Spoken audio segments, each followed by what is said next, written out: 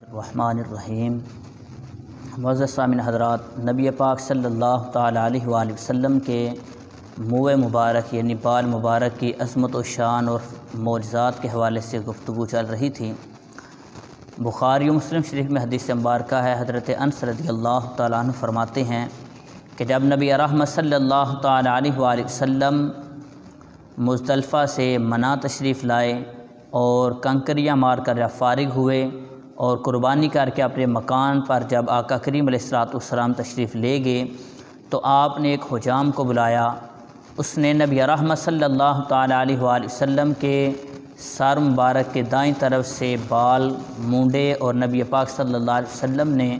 حضرت ابو طلحہ انصاری کو وہ عطا فرمائے۔ اسی طرح جب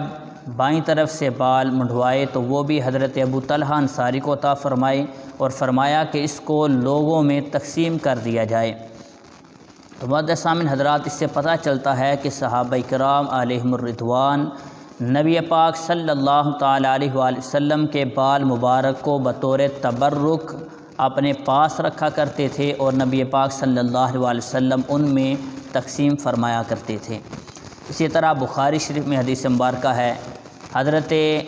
ام سلمہ رضی اللہ تعالیٰ عنہ آپ کے پاس نبی پاک علیہ السلام کا ایک بال مبارک تھا۔ آپ فرماتی ہیں کہ جب بھی کوئی بیمار ہوتا تو میں ایک پیالے میں پانی ڈال کر نبی رحمت صلی اللہ تعالیٰ علیہ وآلہ وسلم کے بال مبارک اس میں ڈبو کر وہ پانی مریض کو پلا دیتی تو رب ذوالجلال مریض کو شفا عطا فرما دیتا۔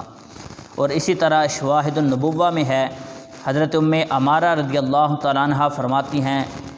کہ مقام حدیبیہ پر نبی پاک علیہ السلام کے کچھ بال مبارک مجھے نصیب ہوئے تو فرمایا اس کی برکت یہ ظاہر ہوئی کہ جب بھی کوئی بیمار ہوتا تھا تو میں ان بالوں کو پانی کے ساتھ مس کر کے بیمار کو پلا دیتی، رب ذوالجلال بیمار کو شفا عطا فرما دیتا۔ آئیے نبی پاک علیہ السلام کے بال مبارک کے معجزات اور اس کی برکت کے حوالے سے صحابی رسول حضرت خالد بن ولید رضی اللہ تعالیٰ عنہ سے پوچھتے ہیں کہ اس کی برکت کیا ہے، اس کی عظمت کیا ہے۔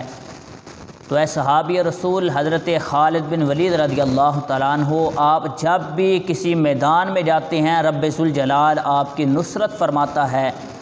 آپ جس بھی جنگ کے اندر جاتے ہیں رب ذوالجلال آپ کو فتح عطا فرماتا ہے۔ اس کی وجہ کیا ہے کہ اگر 12,000 کافروں کا لشکر ہو تو آپ ان کے مقابلے میں 12 صحابہ کو لے کر جاتے ہیں، رب ذوالجلال آپ کو فتح عطا فرما دیتا ہے۔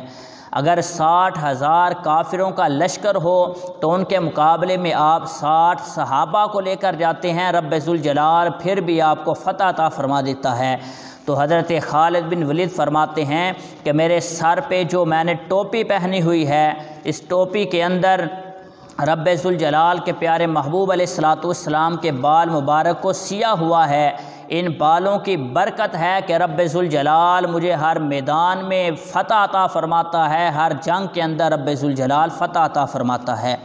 معزز سامعین حضرات، اسی طرح طبقات ابن سعد کے اندر آتا ہے کہ حضرت عمر بن عبدالعزیز رضی اللہ تعالیٰ عنہ کا جب آخری وقت آیا تو آپ نے وصیت فرمائی کہ نبی پاک علیہ السلام کے بال مبارک اور ناخن مبارک میرے کفن کے اندر رکھے جائیں۔ اسی طرح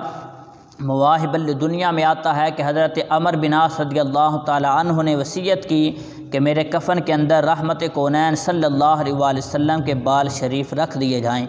اور اسی طرح حضور علیہ السلام کے خادم خاص حضرت انس رضی اللہ تعالیٰ عنہ نے وصیت فرمائی کہ میرے پاس ایک بال مبارک ہے نبی پاک علیہ السلام کا، جب مجھے کفن پہناؤ تو میرے کفن کے اندر مصطفیٰ کریم کے بال مبارک رکھ دینا۔ اور اسی طرح مدارج النبوہ میں ہے کہ حضرت امیر معاویہ رضی اللہ تعالیٰ عنہ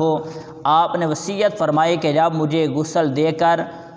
غسل دے چکو تو میری آنکھوں پر، میرے ہونٹوں پر مصطفیٰ کریم کے بال مبارک بھی رکھ دینا، آقا کے ناخن مبارک بھی رکھ دینا۔ پوچھا گیا کہ اس سے فائدہ کیا ہوگا؟ فرمایا کہ جب مصطفیٰ کریم کے بال اور ناخن تم میرے کفن کے اندر رکھو گے، میرے ہونٹوں پر، میری آنکھوں پر جب مصطفیٰ کریم کے بال اور ناخن رکھو گے تو رب ذوالجلال حساب قبر میں میرے لیے آسانیاں پیدا فرمائے گا۔ تو معزز سامعین حضرات، نبی پاک علیہ السلام کے صحابہ کرام حضور علیہ السلام کے بال مبارک کا بڑا ہی ادب اور تعظیم کیا کرتے تھے۔ رب کائنات ہم سب کو آقا کریم علیہ الصلوۃ والسلام کی عظمت و شان کو سمجھنے کی توفیق عطا فرمائے۔